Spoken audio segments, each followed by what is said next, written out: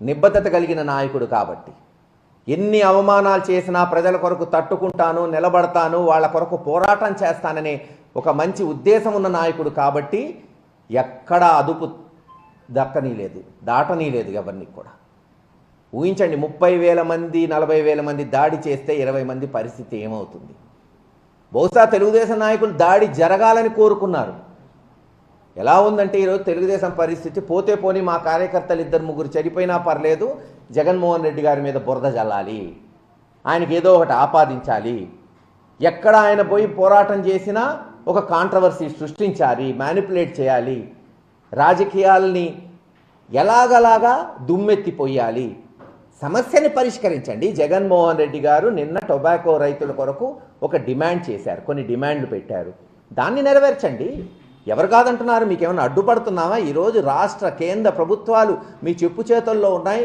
Double engine సర్కారు, మేము చెప్పిందే వేదం అంటున్నారు కదా, ఆ వేదం ప్రకారమే ధర్మం చేయండి రైతులకి, రైతు కూలీలకి అని అడుక్కుంటున్నాం. వేరేదేం అడగట్లా. మీరు చెప్పింది చెయ్యండి, కాపాడండి.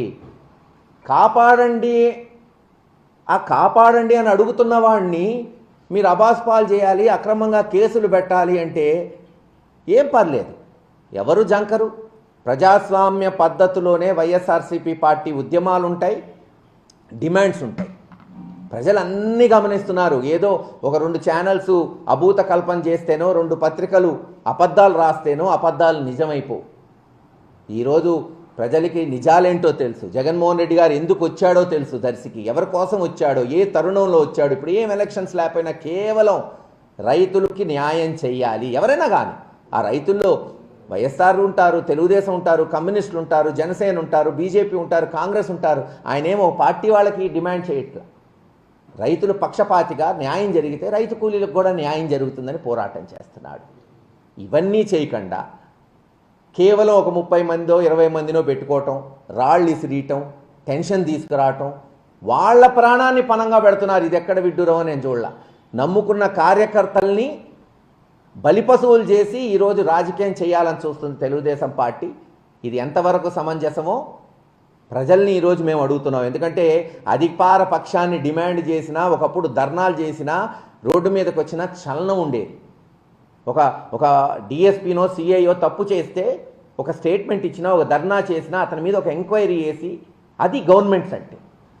ఆ గవర్నమెంట్ జగన్మోహన్ రెడ్డి గారితోనే పోయినాయి. ఈరోజు దున్నపోతు మీద వానబడినట్టే ఏదన్నా తప్పు చేస్తే. మా వాళ్ళేగా తప్పు చేస్తుంది చేయని, మా వాళ్ళేగా లంచం తింటుంది తిన్ని అన్నట్టుంది తెలుగుదేశం పార్టీ వింత. మేము వేసిన అధికారులేగా తప్పు చేస్తుంది చేయని. ఇంత అబాసు పాలైన ప్రభుత్వం సంవత్సరంలోనే గతంలో ఎక్కడన్నా ఎవరన్నా చూశారా? ఈరోజు జగన్మోహన్ రెడ్డి గారు డిమాండ్ చేయటం వల్లే కదా హడావుడిన అమ్మఒడి ఇస్తున్నారు. సరే పేరు మార్చుకున్నారు, తల్లికి వందనం, మీరు ఏ పేరు ఇచ్చినా పర్లా. జగన్మోహన్ రెడ్డి గారు ఆకాంక్ష ఏంటి? న్యాయం జరగాలి ప్రజలకి. సంవత్సరం ఎగ్గొట్టారంటే ఓ 15,000 పాపం ఒక్కొక్క పిల్లవాడి ఒక్కొక్క తల్లికి ఇద్దరు వేసుకున్న 30,000 నష్టపోయినట్టే ఆల్రెడీ. మరి ఈ సంవత్సరం ఏంది?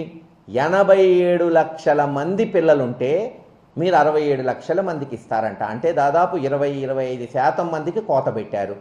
మరి ఆ 20 లక్షల మంది పిల్లల భవిష్యత్తు ఏంది? ఫీజు రీఎంబర్స్మెంట్ ఎప్పుడు ఇవ్వబోతున్నారు? కొన్ని లక్షల మంది ఈరోజు ఇంజనీరింగ్ డిగ్రీ చదువుకుంటున్నారు. అయ్యో అనవసరంగా జగన్మోహన్ రెడ్డి గారిని ఓడించామే, ఆయన ఉండుంటే మా ఫీజులు వచ్చేవే అని ఈరోజు బాధపడుతున్నారు. డ్వాక్రా మహిళలు ముఖ్యంగా మేము డిమాండ్ చేసేది, మీరు ఇస్తానన్న హామీ 1,500 రూపాయలు నెలకి, సంవత్సరానికి 18,000 రూపాయలు. పోయిన సంవత్సరం ఇస్తానన్న 18,000 లేరు, ఇప్పటి వరకు 18,000 ఊసలేదు.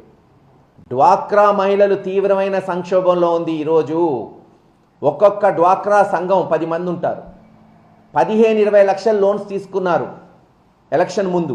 వాళ్ళ కాళ్ళ మీద వాళ్ళ నిలబడాలి, పెద్ద వ్యాపారాలు చేయాలి, ఎక్కడన్నా చిన్న చిన్న లోటుపాట్లున్నా జగన్మోహన్ రెడ్డి గారు వస్తే ఆసరానో చేయుతో వచ్చిద్ది, వాళ్ళని ఆదుకుంటారు అని. మరి ఈరోజు ఏం జరిగింది?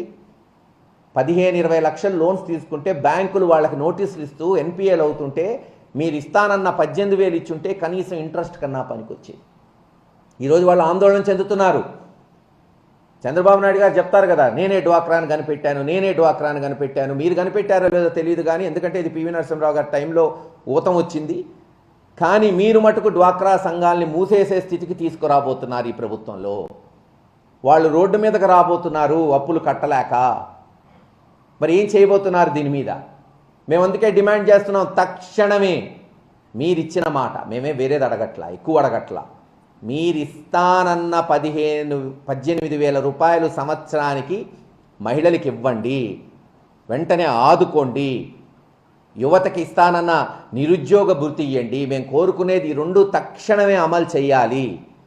ఒక సైడు యువత, ఒక సైడు ఆడవారు. వాళ్ళ కడుపు కొట్టిన వాళ్ళు బతికి బట్టగట్టినట్టు చరిత్రలో లేదు. ఆ చరిత్రహీనులు మీరు కావద్దు. దయచేసి వెంటనే ఈ 18,000 రిలీజ్ చేయాలి, నిరుద్యోగ భృతి రిలీజ్ చేయాలి. ఇప్పటికన్నా ఈ చిల్లర రాజకీయం ఆపేయండి. ఈ రాష్ట్రంలో పాలకపక్షానికి ఎంత బాధ్యత ఉంటుందో ప్రతిపక్షానికి కూడా ఎంతో కొంత బాధ్యత ఉంటుంది. ఆ బాధ్యతలను సక్రమంగా నిర్వర్తిస్తున్నాం. మేమెక్కడా గొడవలకో లేదు చిల్లర రాజకీయాలు చేయట్లేదు. ప్రజల పక్షాన నిలబడి వాళ్ళకు కావాల్సింది అడుగుతున్నాం. మీరు మా గొంతు నొక్కాలని చూసినా నొక్కలేరు. దట్ ఈజ్ జగన్మోహన్ రెడ్డి గారు. ఆనాడు కేంద్ర ప్రభుత్వంలో ఉన్న సోనియా గాంధీ గారి వల్లే కాలేదు, ఈరోజు మీ వల్ల అసలు కాదు. మీరు ఎటువంటి ఆంక్షలు విధించినా ప్రజల పక్షాన నిలబడతాడు, పోరాటం చేస్తాడు. ప్రజలకి రావాల్సిన హక్కులు, వాళ్ళకి రావాల్సిన అన్ని సదుపాయాలు కల్పించే వరకు వైఎస్ఆర్సీపీ పార్టీ ప్రతి కార్యకర్త నాయకుడు పోరాటం కొనసాగుతుందని తెలియచేసుకుంటూ సెలవు తీసుకుంటున్నాం.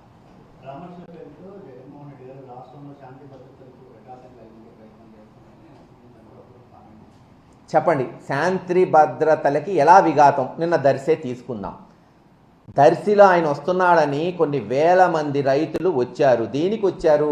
వాళ్ళు ఏమన్నా ఓటు లేదు రాజకీయాల కొరకు వచ్చారా? కాదు.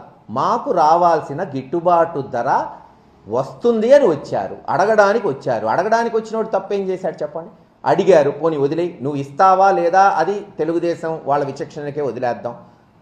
వ్యవసాయం దండగా అని నమ్మిన పార్టీ అది, ఇవ్వరు, తీసేయి. అక్కడ ఒక 20 మందిని పెట్టి రాళ్ళు ఇసరాల్సిన అవసరం, పోనీ ఒక దగ్గర కాదు కదా, తెనాల్లో ఇదే జరుగుతుంది, ఇంకో దగ్గర ఇది జరుగుతుంది. అంటే ఒక మాస్టర్ ప్లాన్గా ఇందాక నేను చెప్పినట్టు ఒక ఫ్రాక్షనిజం నడుస్తుంది ఆంధ్ర రాష్ట్రంలో.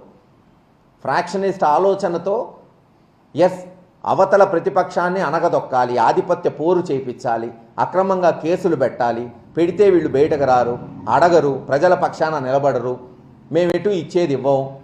ఇస్తారా చెప్పమనండి. ఈరోజు మేము 2 అడుగుతున్నాం, మేమేం వేరే అడగట్లేదు కదా. మీరు ఇచ్చిన హామీ డ్వాక్రా మహిళలకి ఇస్తానన్నా 18,000 ఇస్తారా? ఎప్పుడు ఇస్తారు? నిరుద్యోగ భృతి ఎప్పుడు ఇస్తారు? అమ్మఒడి 67 లక్షలు అంటున్నారు, అది సరిపోదు, 87 లక్షల మందికి ఇవ్వాలి, ఇస్తారా ఇవ్వరా? అన్నదాతకి ఎప్పుడు ఇస్తారు? ఏంటి మేమేమన్నా తప్పు మాట్లాడుతున్నాడా? జగన్మోహన్ రెడ్డి గారు అక్కడికి వచ్చి గిట్టుబాటు ధర అడుగుతున్నాడు తప్పితే ఇప్పుడు ఏమన్నా ప్రభుత్వాలు మారిపోతాయా, లేదు ఏమన్నా జరుగుతుందా? ఏమీ కాదే. ఒక ప్రతిపక్ష నాయకుడిగా ప్రజల పక్షాన నిలబడుతున్నాడు అంతే.